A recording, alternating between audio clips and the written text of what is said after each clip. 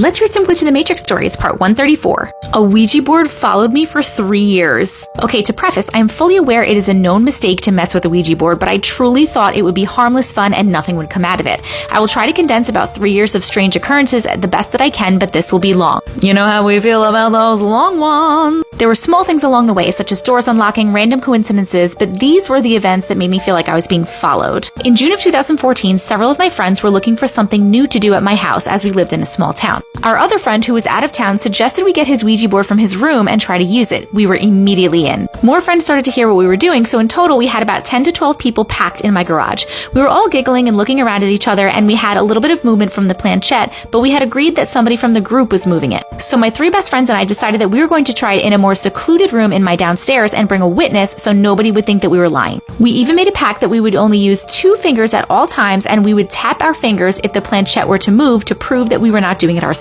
We went down with the 4 of us and 1 girl as our witness and set up our candles and our flowers. Very shortly after the beginning, we got a response. We were shocked, but they were very responsive to our greeting, so we continued. They even said that they knew everybody in the house, so we asked if they could identify the ones that were joining in the room. One by one, they listed each first initial of everybody in the room, even our witnesses, who was not touching the board at all. This is when we found out that he was a little boy named Gabe. Yes, he spelled out the name Gabe, who was very excited to have visitors. We were starting to get a little freaked out, so we asked if we could leave and come back in about an hour. He agreed, and we debriefed with everyone upstairs. Okay, but did you close the board out? This was a Hasbro glow-in-the-dark board, not exactly the spooky witchcraft that you see in movies. However, the planchette left these eerie track marks on the glow-in-the-dark film that could not be produced with the weight of us gently resting/tapping 2 fingers. That's actually pretty cool as Ouija boards go, a glow-in-the-dark one. We decided to return to the board where Gabe became a little less friendly and definitely more demanding, but we asked him many questions about himself and even about us, and he was happy and quick to answer them all. He said that he was here for me specifically and spelled out my first name, which does not have a super common spelling, to prove it. He then responded that he was in fact here for my protection. Death, slowly yet intentionally, was spelled out. We became very agitated after seeing this, so we started debating if we should continue anymore. We asked if we could close one more time and shortly return. Okay, they said close this time, so I'm gonna say they closed out the board the first time. Okay. Gabe was hesitant to let us go, but eventually agreed. When we returned, Gabe was very upset with us, and the mood in the room grew very dark and evil. It didn't feel like the same person we talked to earlier in the night. The candle next to my friend suddenly blew out, which Gabe admitted it was him and that he wanted all the candles to blow out. Absolutely terrified about what we had done, we followed his orders. We tried to talk him into letting us go for good this time, which he forced the planchette very aggressively to no. We came to an agreement that we would come back in 3 days and closed for the night and never returned to visit him. Wait, I have a question for Ouija board experts. They're saying they were trying to convince him to let them stop and close the board out. That's up to them, right? That's not up to the Ouija board, right? They can just close it out and be like, no, or do they have to literally get permission from the spirit to close the board? Do you have to get the spirit to say goodbye? Is that what it is? How many times do you not get the spirit to say goodbye? I need answers about that, so please somebody in the comments explain. A few months later, my mom and I moved to another house a few streets over. I received a phone call from my former neighbor that the fire department was at my old house.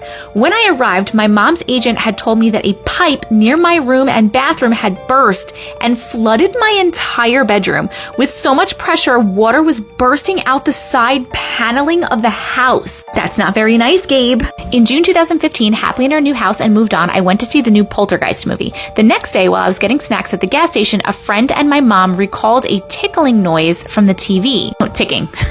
I was like, a tickling noise? What is that even like? They heard a ticking noise from the TV. The TV had then flung from the wall and shattered on our floor. We assumed it wasn't on a stud, but they described it like it was pushed off the wall. I immediately thought back to the hands in the TV from the movie. In June 2016, so a year later, I went to see the new Conjuring 2 movie in which a tree is zapped into a stake by lightning. The next day, I returned home from work to find my mom's favorite tree to be zapped into the same stake-like shape. However, it was a clear day, so lightning would have been very very unlikely. We decided it had grown too fast and split on its own. This is when my mom really started to believe our Gabe story. Finally, in June 2017, the three guys and I went to a high school reunion party and decided to spend the night at one of their houses. Suddenly, one of them kicked the ottoman out of the way and a Hasbro glow-in-the-dark Ouija board was sitting right in front of the four of us, the same four who agreed to return in 3 days and never did. We still to this day debate if Gabe was switched out at some point between us leaving and returning, or if Gabe was never really who he said he was in the first place.